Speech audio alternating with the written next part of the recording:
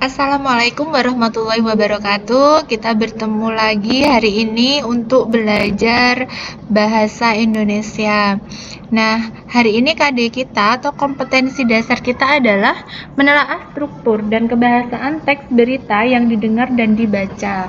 Tujuan pembelajaran kita hari ini menentukan struktur dan kaidah kebahasaan teks berita yang didengar atau dibaca.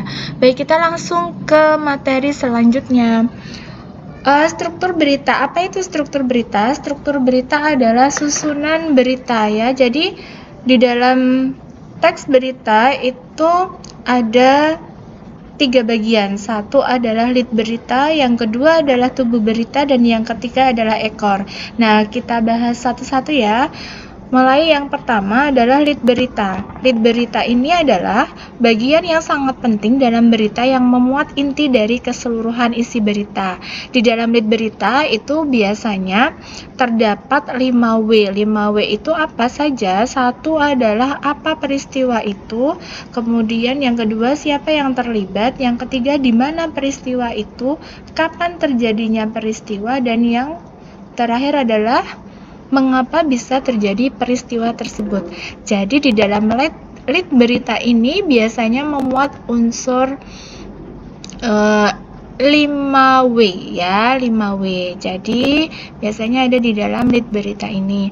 Kemudian yang kedua adalah tubuh berita. Apa itu tubuh berita? Bagian isi berita ya. Dalam tubuh berita inilah pembaca atau pendengar dapat mengetahui berita yang sesungguhnya. Jadi di dalam tubuh berita itu isinya adalah jawaban dari pertanyaan bagaimana peristiwa itu bisa terjadi. Nah, itu dijelaskan di tubuh berita. Jadi kronologisnya seperti apa? Nah, kemudian yang ketiga adalah ekor berita. Bagian ini memuat informasi yang tidak penting. Jadi untuk ekor berita itu informasinya tidak penting, hanya informasi tambahan saja. Dan ini dijelaskan juga kehadirannya tidak harus ada. Jadi ini tidak harus hadir ya. Mana suka saja di dalam ekor berita itu, boleh ada, boleh tidak, dan apabila itu tidak ada maka tidak akan mengubah isi dari beritanya ya. Jadi ekor berita tidak harus ada, kalaupun ada itu akan lebih baik.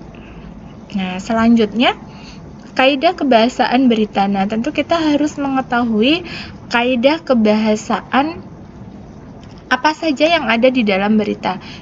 Ada 6 ya. Yang pertama adalah penggunaan bahasa baku. Nah, penggunaan bahasa baku itu adalah berita itu bahasanya harus mudah dipahami dan dimengerti oleh pendengarnya, atau harus menggunakan bahasa yang familiar di kalangan masyarakat ya. Jadi memang semua orang itu tahu artinya, sehingga nanti mudah untuk menangkap isi dari berita tersebut. Yang kedua adalah penggunaan kalimat langsung sebagai variasi dari kalimat tidak langsung. Jadi sebuah berita itu alangkah baiknya diberi kalimat langsung ya.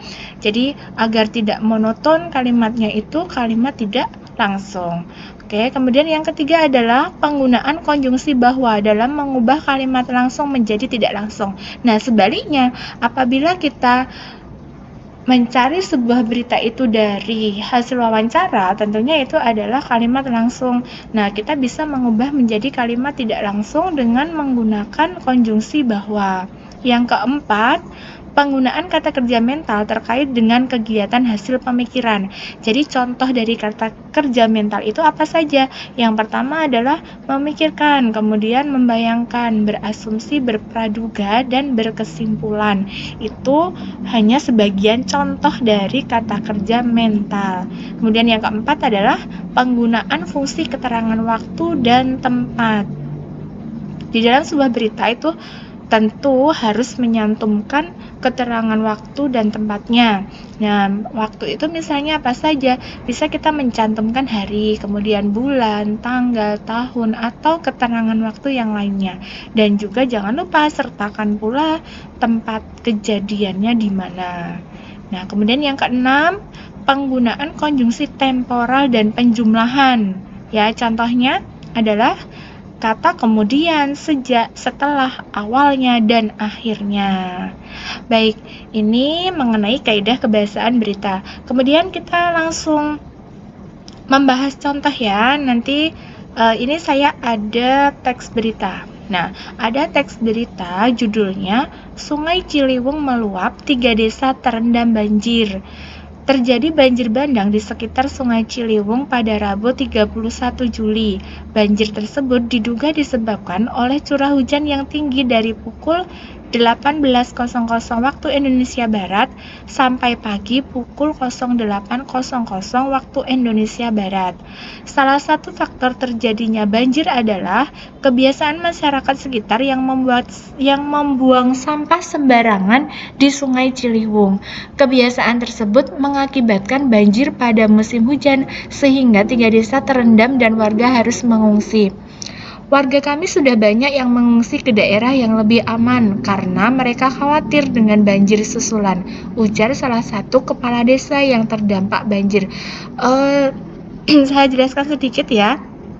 Ini adalah contoh dari penggunaan kalimat langsung ya. Jadi kalau yang paragraf yang di atasnya ini adalah kalimat tidak langsung. Nah, agar tampilan beritanya itu variatif, jadi kita bisa menggunakan kalimat langsung ini dengan cara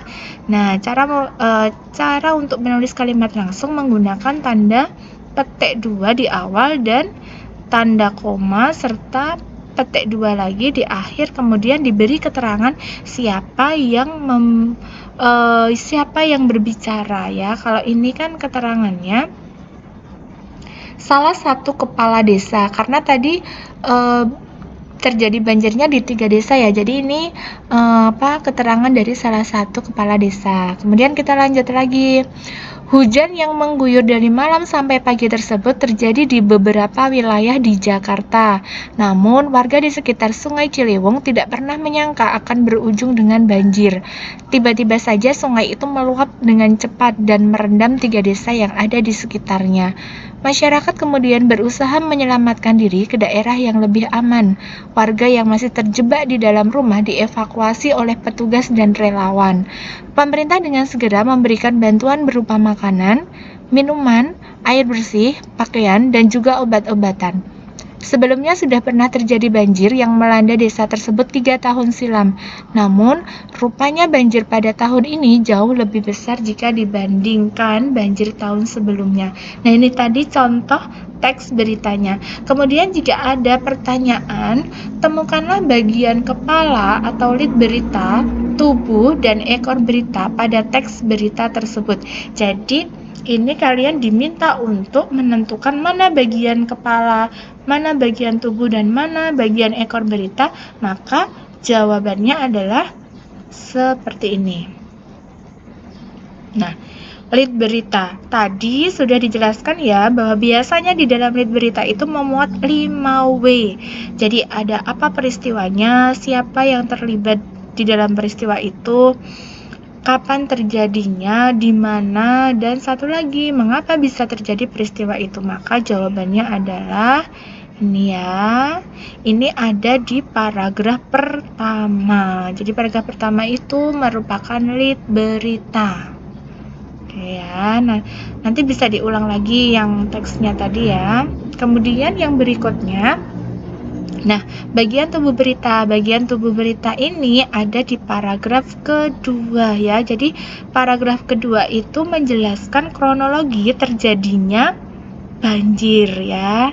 Nah, menjelaskan kronologi terjadinya banjir atau isi beritanya ya. Oke, kemudian yang ketiga, ekor berita ini ada di paragraf ketiga ya. Jadi informasi ini tidak penting sebenarnya ya. Jadi tidak perlu ada. Kalaupun ada itu juga tidak masalah ya, karena ini hanya sebagai pelengkap saja ya. Oke. Baik, itu tadi penjelasan mengenai struktur teks berita dan kaidah kebahasaannya. Untuk contoh kaidah kebahasaannya akan kita bahas pada pertemuan berikutnya. Terima kasih. Assalamualaikum warahmatullahi wabarakatuh.